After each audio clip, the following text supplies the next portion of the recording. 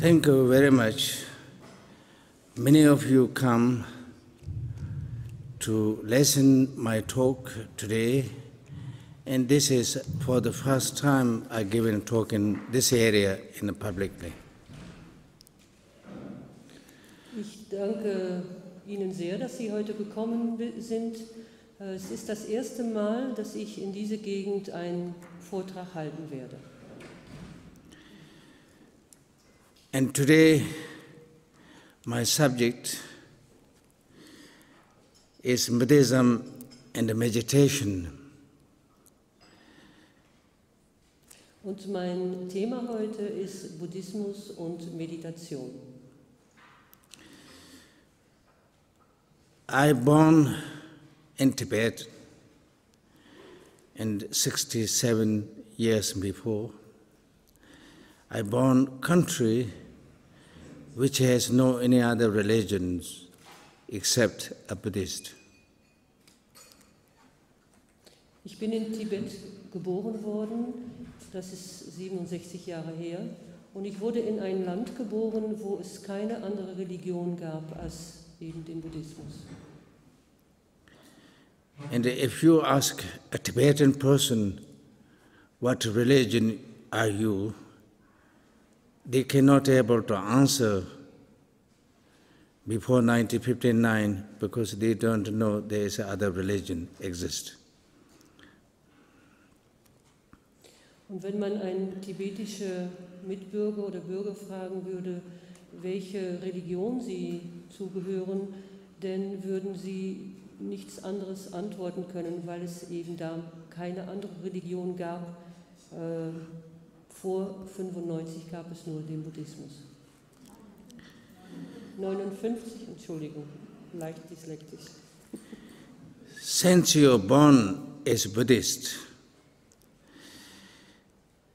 and people don't do that much study because there is no kind of requirement and everybody take advantage. And most people, they practice Mahayana, Buddhist. And you are very lucky. You may born another type of religion, or you may not have any belief in any other religion, and you may be interested in Buddhism for the first time. And therefore, and you study very much, you try to compare to whatever that religion you belong to, or even you are not belong to any religion, your beliefs and Buddhist principles, whether there is any similarity. So, on another hand, you are much more lucky than me because maybe you know much more than I do about Buddhism because we just take advantage and we born is Buddhism and there is no kind of need any question or we don't have any doubts because it's born in our flesh, blood. So, in this way, I may know less than you do.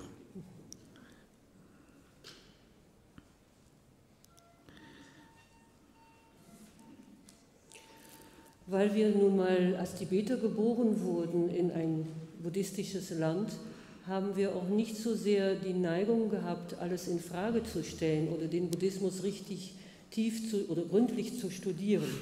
Die meisten von uns Tibeter haben sich mit dem Mahayana-Buddhismus beschäftigt. Und sie sind eigentlich in einer glücklichen Lage, sagt Rinpoche, weil sie geboren worden sind in einer anderen Religion. Und das führt dazu, dass sie die Prinzipien des Buddhismus ganz genau prüfen und in Frage stellen und vergleichen können mit ihrer Religion. Und möglicherweise haben sie also viel gründlicher und viel tiefer und kritischer den Buddhismus studiert als ich selbst und wissen womöglich mehr über den Buddhismus als ich selbst. Before 1959, in the family way of life in Tibetan, is every family has its own small shrine. It's same as in the church in your own home. You don't need to go outside like any here that family. You don't have like shrine. You don't do like family prayers together in the everyday. But in Tibetan, we have a small shrine, and in the evenings, families, they eat together, they pray together maybe an hour or two, order that have happy family life, and animals which is in the mountains, may they have better protections by prayer. So prayer is part of our life. So there's nobody kind of normal people, they don't have any question what is the meaning of like Om Mani Padme Hum, Om Mahum Bezanguro Pema Siddham. Nobody question anything.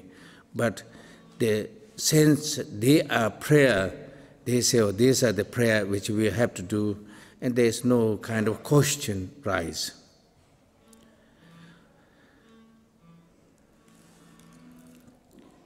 Also bevor 1995 war der Buddhismus und das Praktizieren der Buddhismus Teil vom Familienleben in Tibet. Jede Familie hatte seinen eigenen kleinen Schrein oder Altar und man brauchte nicht nach außen zu gehen in eine Kirche, um zu praktizieren. Und so ähnlich wie Sie das hier kennen, haben die Familien zusammen gebetet, zum Beispiel am Ende vom Tag haben sie zusammen gegessen und dann zusammen Gebete gesagt für 1, manchmal 2 Stunden. Und sie haben gebetet, dass es ihnen selbst und die anderen Menschen gut gehen möge und auch, dass die Tiere glücklich sein mögen und es gut haben. Und es gab keinen Grund, diese Prinzipien oder diese Praxis in Frage zu stellen oder kritisch zu betrachten. Sie haben sich nie gefragt, was bestimmte Gebete wie Om Mani Padme Hum denn wirklich bedeuten. Sie haben sie einfach gebetet. And I remember when like people taken a refuge, the children, even 1 year old and before, parents take to spiritual leader, whoever that you believe, and asks to give it, can you give refuge to my child, cut the hair and give in Dharma name. So even the child don't know what is happening by year old, but you already Buddhist. So when the child is grow up, what happened or what you done to me, my life, there isn't any question. And here that taking a refuge means a big decision. It may take 5 or 6 years before you commit it. You have to be old, you have to think why I'm taking, what I'm doing, whether I'm doing the right, whether I'm doing the wrong.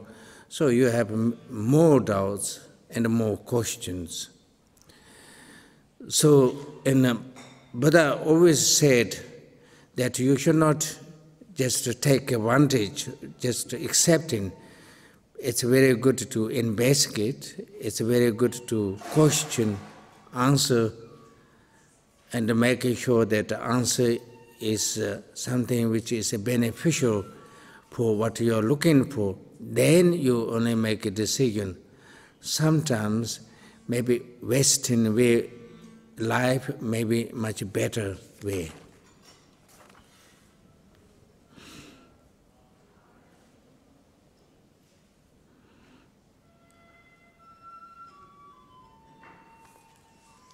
Ich kann mich gut daran erinnern, sagt Akong Rinpoche, dass früher Menschen, also in Tibet, in meinem Land, Zuflucht genommen haben, schon sehr früh.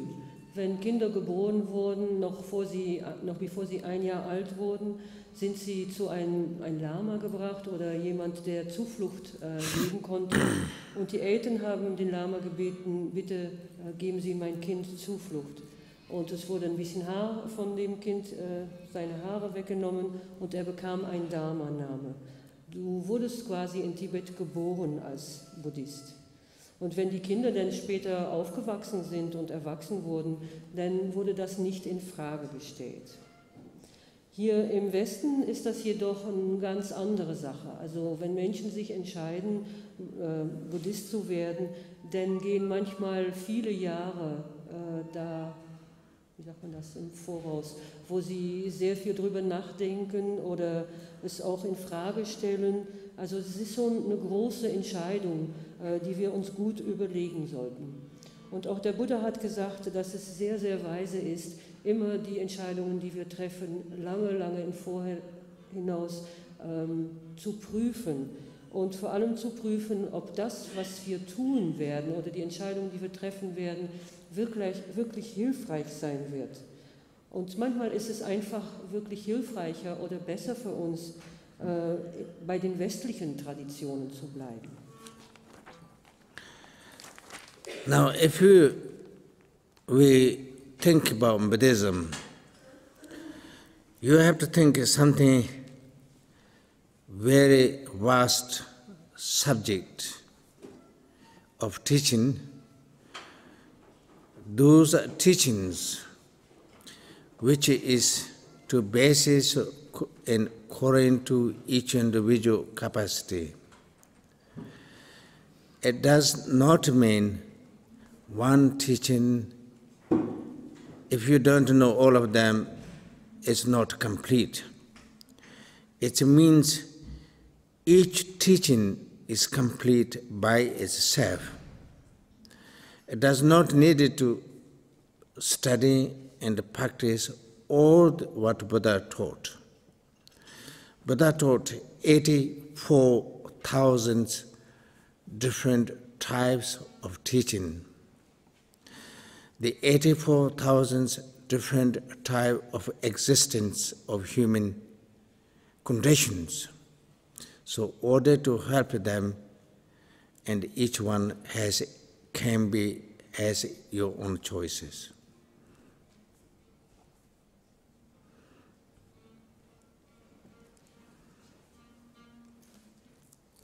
Und wenn Sie über den Buddhismus nachdenken bzw. sich den Buddhismus vorstellen, dann sollen Sie sich eine sehr ausgedehnte oder sehr, nicht komplexe, sondern sehr große Lehre vorstellen. Es gibt eben sehr viele verschiedene Themen im Buddhismus. Und zwar für jede Art des Individuums oder für jeden Typ Menschen, je nachdem, welche Kapazitäten er oder sie hat, gibt es andere Belehrungen oder andere Belehrungen. Und jedes Thema, jede Belehrung ist in sich ein geschlossenes System und auch ein komplettes System. Es ist nicht notwendig, all diese Belehrungen zu kennen oder darüber zu wissen. Diese Belehrungen sind in sich komplette Belehrungen. Es gibt eben 84.000 verschiedene Themen oder verschiedene Belehrungen, und das hängt davon ab, welchen Art Mensch man ist, welchen Typus Mensch man ist. Je nachdem, wie man gebaut ist, ist man gut gedient mit einer bestimmten Belehrung. And 84,000, which they summarize 3 different we called basket, or 3 different types of contents, and Hinayana and Mahayana and Vajrayana. And it does not mean that one is better than another one. It simply means which kind of personality you have, and then one may be better technique suitable for you. But if you maintain that technique, you can achieve same thing is what other yanas will achieve.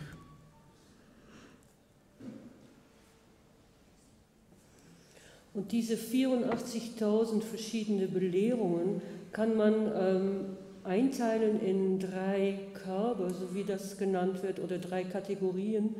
Es gibt eben die 3 Yanas, oder das Hinayana, Mahayana und Vajrayana. Und je nachdem, welche Persönlichkeitsstruktur man hat, ist man besser oder fährt man besser mit einer von diesen 3 Kategorien.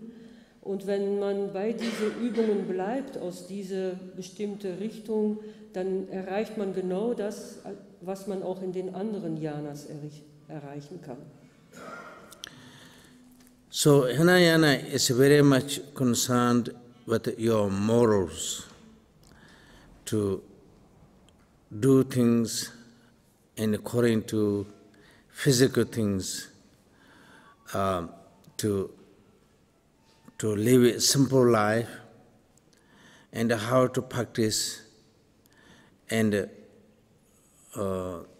very simple traditions, and maybe not that elaborate.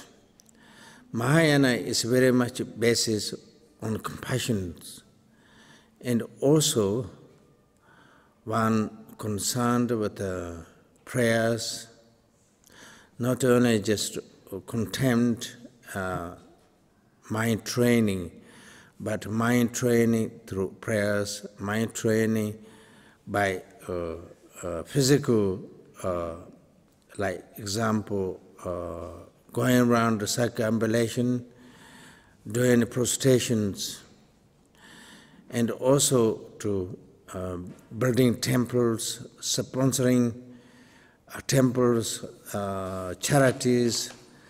These are very much believed in Mahayana tradition.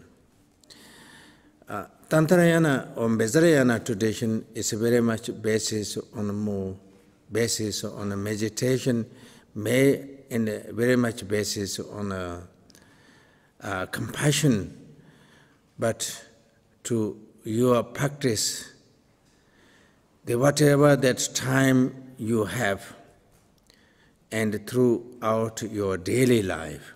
So you don't, in a Hinayana way that you go to retreat, in a Mahayana way that you go to retreat and you try to use prayers and disciplines, and Vajrayana way is every day your life, and whatever the time you have, you try to apply the meditation.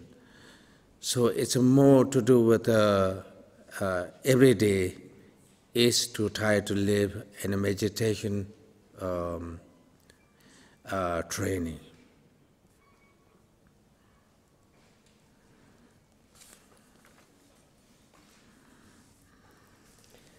Diese erste Kategorie, die Hinayana-Form des Buddhismus, beschäftigt sich vor allem mit Moral und Ethik. Also da wird man vor allem geschult darin, das Richtige zu tun, auf der physischen Ebene sich richtig zu verhalten, ein einfaches, simples Leben zu führen und zu praktizieren. In der Mahayana-Tradition konzentriert man sich hauptsächlich oder vor allem auf Mitgefühl und übt das unter anderem auch durch Gebete. Und es geht dabei auch sehr um Geistestraining, anhand von Gebete rezitieren. Man macht zum Beispiel auch Niederwerfungen in diese Mahayana-Schule und so Umwandlungen oder Umgehungen von bestimmten heiligen Berge oder Plätze. Oder zum Beispiel auch, dass man Tempels oder heilige Orte finanziell unterstützt. Im Tantrayana oder Vajrayana geht es vor allem um Meditation und um Mitgefühl. Und in Vajrayana ist es so, dass versucht wird, jede tägliche Aktivität, jede tägliche Handlung, die wir ausführen, in einer Haltung der Meditation auszuführen. Now, if we kind of a very simple presentation of Buddhist, and that can be summarized in 4 sentences. Wenn wir eine sehr einfache Darstellung oder Präsentation des Buddhismus geben würden, dann können wir das zusammenfassen in 4 einfache Sätze. And then the first thing Buddha said, either it's Hinayana or Mahayana or Vajrayana, if you just want to know the teaching of Lord Buddha in a very simple form, it's said, don't do any negative or harmful things.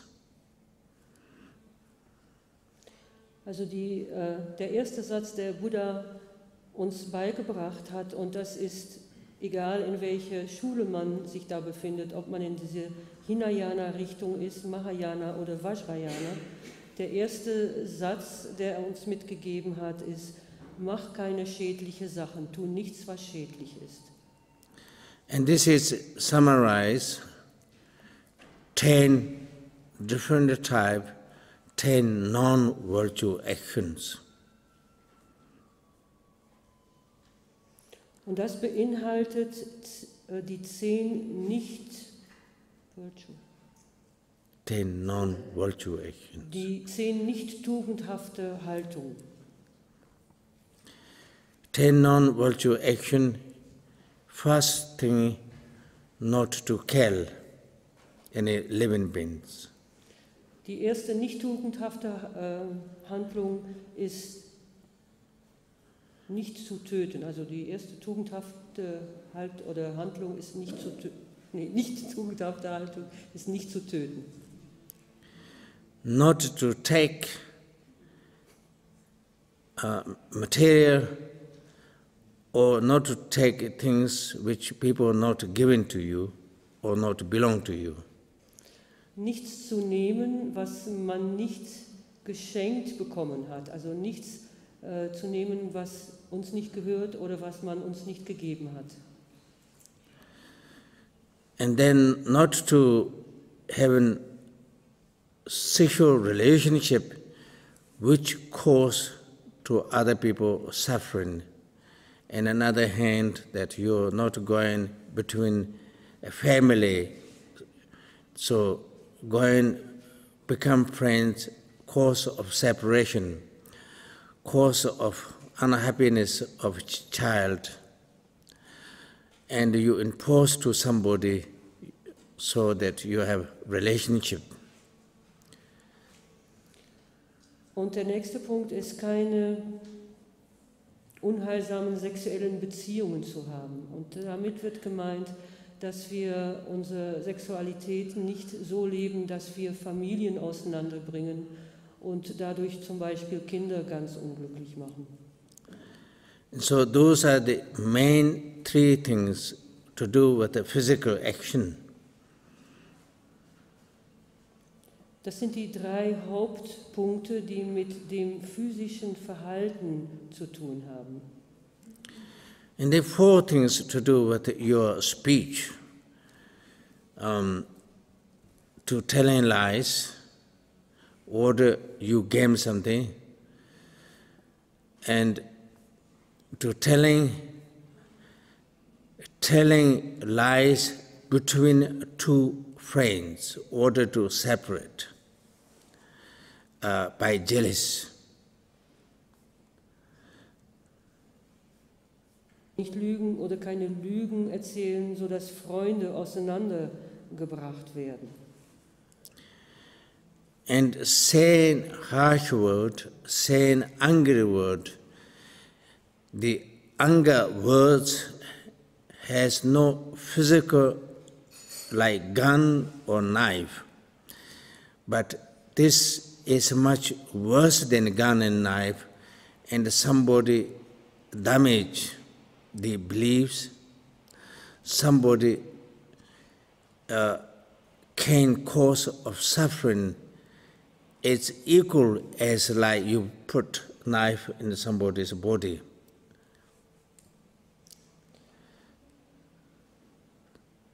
Harsh words is more dangerous than knife. Wir sollten keine aggressive, harte, gemeine Sprache oder Wörter gebrauchen. Es ist zwar nichts Physisches, so wie wenn man ein Messerstich oder ein Schusswunde hätte, aber es ist noch schlimmer als das. Es ist nichts Physisches, aber es tut noch mehr, es richtet noch mehr Unheil an, wenn wir mit harten oder aggressiven Worten sprechen. And the fourth thing is to chatter unnecessarily, simply people's time waste, which has no good, no bad, but wasted time to talking about other people's, what they're doing, where they're going, according to your opinion, and which has no connection, and you have no responsibility, but simply waste everybody's time. Und der vierte Punkt in Bezug auf einen heilsamen Umgang mit der Rede ist, dass wir nicht tratschen sollten oder nicht unnötig reden sollen. Reden, was nur eine Vergeudung der Zeit ist nicht gut. Auch wenn der Inhalt von dem, was wir sagen, nicht unbedingt gut oder nicht schlecht ist, es ist einfach eine Vergeudung der Zeit. And then three things involved by mind thinking. The first thing is when you see your neighbor has a beautiful house, beautiful garden, or nice car, you always, I wish I have this car, I wish I have this house. I have, and the kind of jealous and constant desire of wish to whatever other people has. Und die drei nächsten Punkte beziehen sich auf den Geist oder auf die Ideen, Gedanken, die wir im Geist haben. Wenn wir zum Beispiel einen Nachbar haben, der einen wunderschönen Garten hat und wir haben Ideen im Geist, dass wir uns wünschen, ähnlich schönen Garten zu haben oder es nicht nur wünschen, sondern wirklich es begehren und es unbedingt haben wollen, das ist eine Haltung im Geist, der uns nicht gut tut. Second thing is by anger, and when you are very angry that you wish this person die, or you wish this person had accidents, or it's not, you don't enough your own power to kill, you pay somebody to kill whoever is you have hatred or jealousness, or not, even you cannot afford it to pay and to kill somebody, or you are not strong enough to kill, but constant in your mind, I pray very hard, may this person will die, and wish to sick, wish to harm, wish to die. Und der zweite Punkt auf der Geistesebene ist Wut. Wenn wir sehr wütend sind und wir wünschen, dass der andere, worauf wir so wütend sind, sterben könnte, oder wir wünschen womöglich, dass er oder sie in einen Unfall umkommt oder einen Unfall hat, oder wir gehen noch weiter und wir überlegen, ob wir vielleicht jemanden zahlen könnten, die diese Person umbringen könnte, Wenn wir so voller Hass sind, dann hat das einen sehr negativen Einfluss auf unseren Geist. Diese konstante Ideen oder Gedanken, die wir manchmal im Geist haben, ich wünschte, er wäre krank oder er hätte es nicht gut, das tut unseren Geist nicht gut. And the third, the final, and non-believer. I don't believe because I myself did not have the experience. And whatever that people say, like example, you will say, I haven't been to Berlin, so I don't believe Berlin existence. It doesn't really matter what other people say.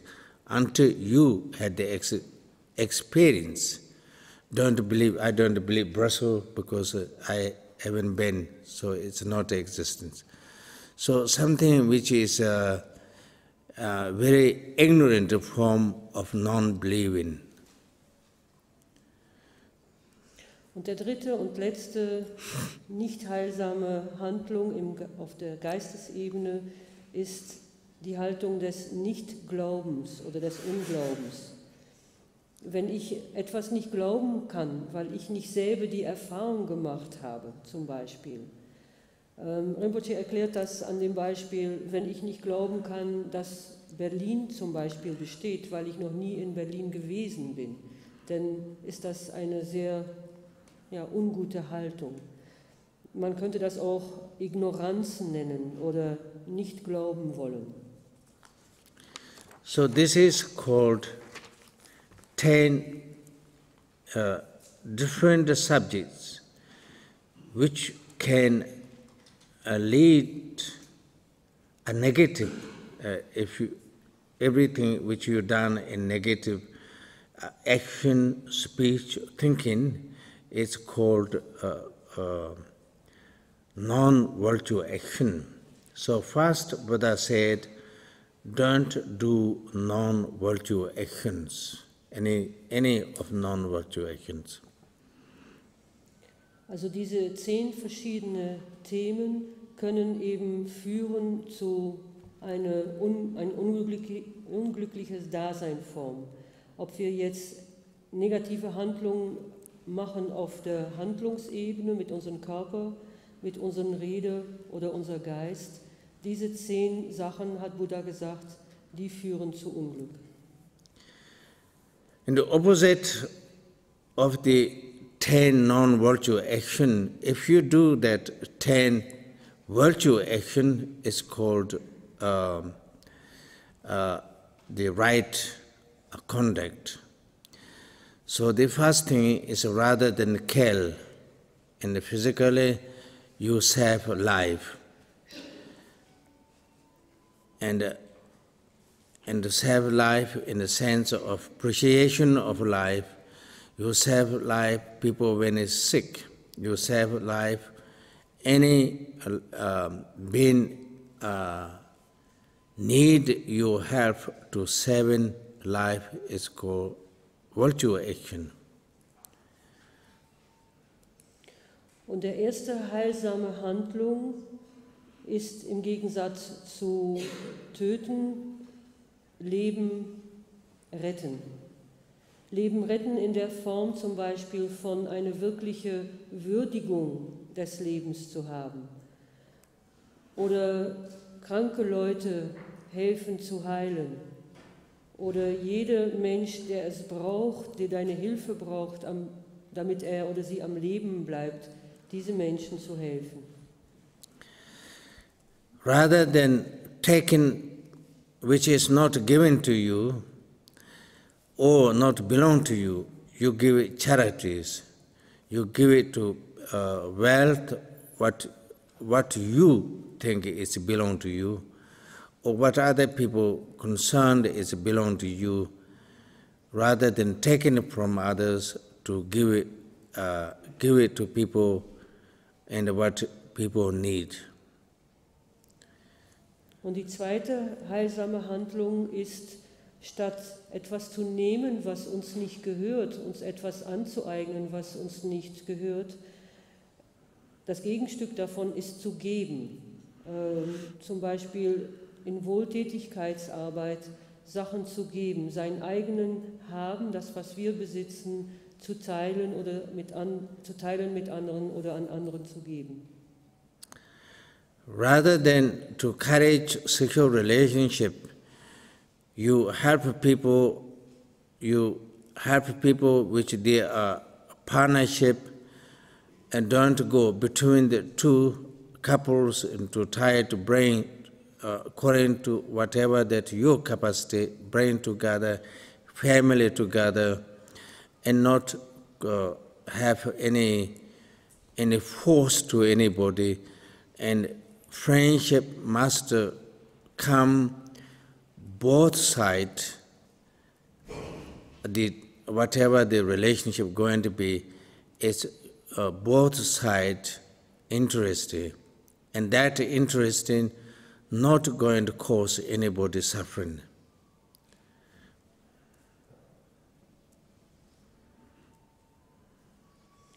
Und statt ungesunden sexuellen Beziehungen anzugehen, da ist das Gegenstück, da ist die heilsame Handlung, anderen oder sich selbst helfen, gesunde Partnerschaften zu leben. Helfen, damit Partnerschaften gesund bleiben, Menschen wieder zusammenzuführen. Oder auch darauf zu achten, dass wir Sexualität leben in Freundschaft. Um sowas zu leben, müssen beide damit einverstanden sein. Und wenn das mit Gewalt wenn es mit Gewalt geschieht, dann ist das eine unheilsame Handlung. Dann ist das eine Ursache von viel Leiden. Then 4 things in the speech, and to rather than telling lies and to tell the truth.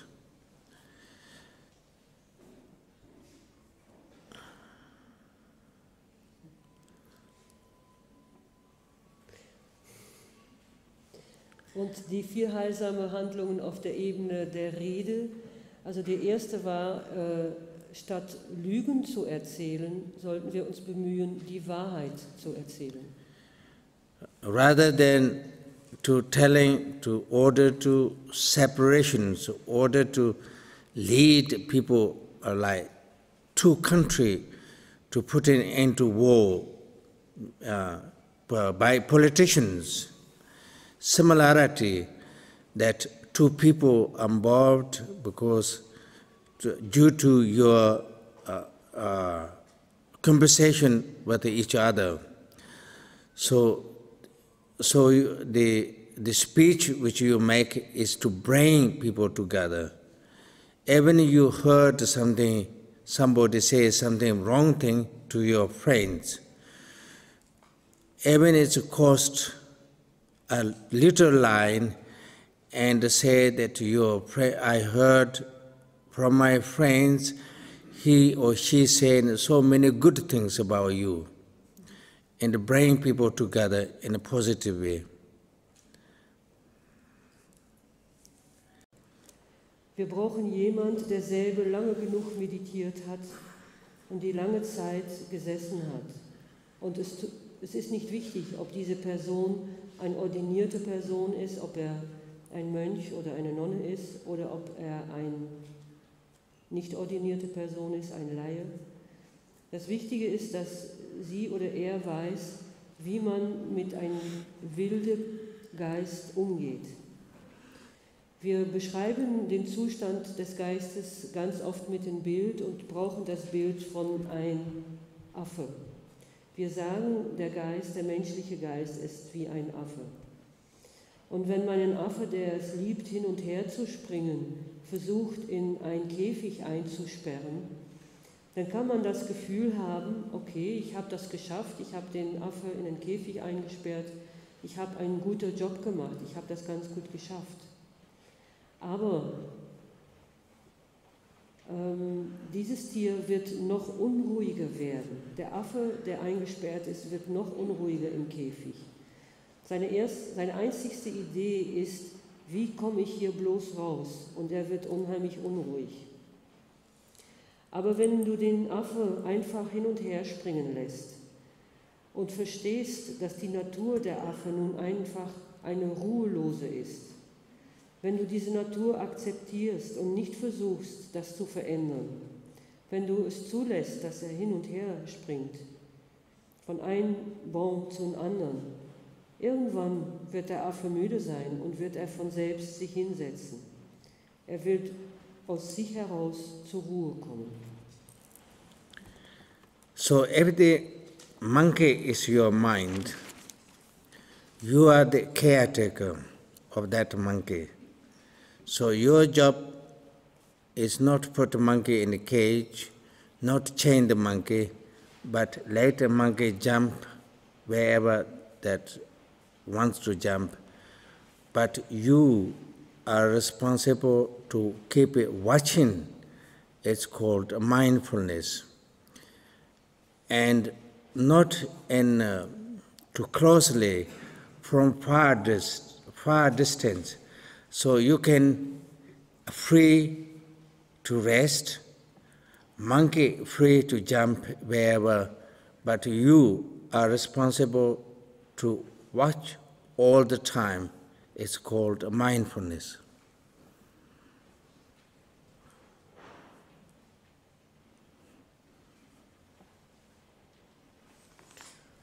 Und wenn diese Affe so ist wie unseren Geist, dann soll uns deutlich sein, dass wir diesen Geist, diese Affe, nicht an Ketten legen sollen oder in einen Käfig einsperren, sondern dass wir einfach der Affe Affe sein lassen und ihm hin und her springen lassen.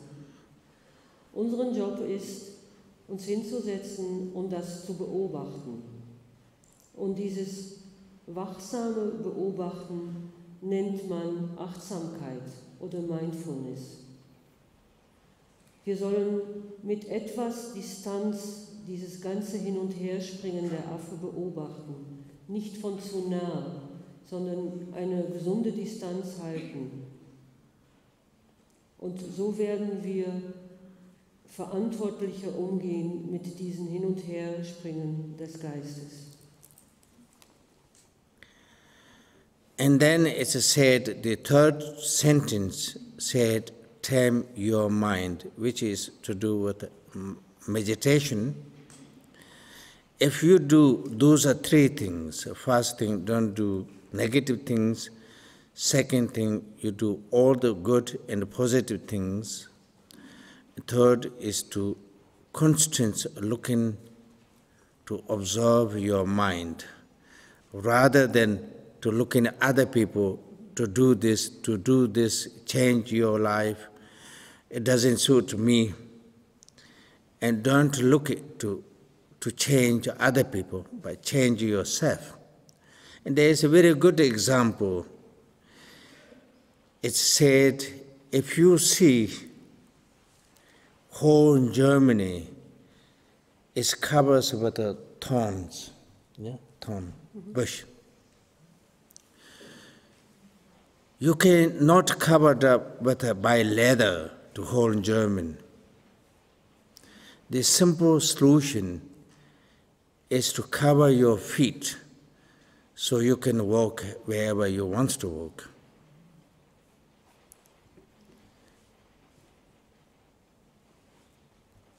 Also das war der dritte Punkt, nämlich zähme dein Geist oder lerne achtsam zu sein. Wenn wir diese drei Punkte im Leben beobachten, keine negative, schädliche Handlungen auszuführen, nur heilsame Handlungen zu tätigen und als dritter Punkt unseren Geist zu zähmen. Wenn wir lernen, unseren eigenen Geist zu beobachten, statt die anderen verändern zu wollen, statt anderen zu beobachten und zu kritisieren. Wenn wir nicht länger schauen, wie wir den anderen verändern können, das ist Geistestraining, wenn wir uns mit unserem eigenen Geist beschäftigen. Es gibt dazu ein gutes Bild. Wenn wir uns vorstellen würden, dass ganz Ostbelgien oder Deutschland volle pieksige Gegenstände, Nadeln oder sowas bedeckt sein würde.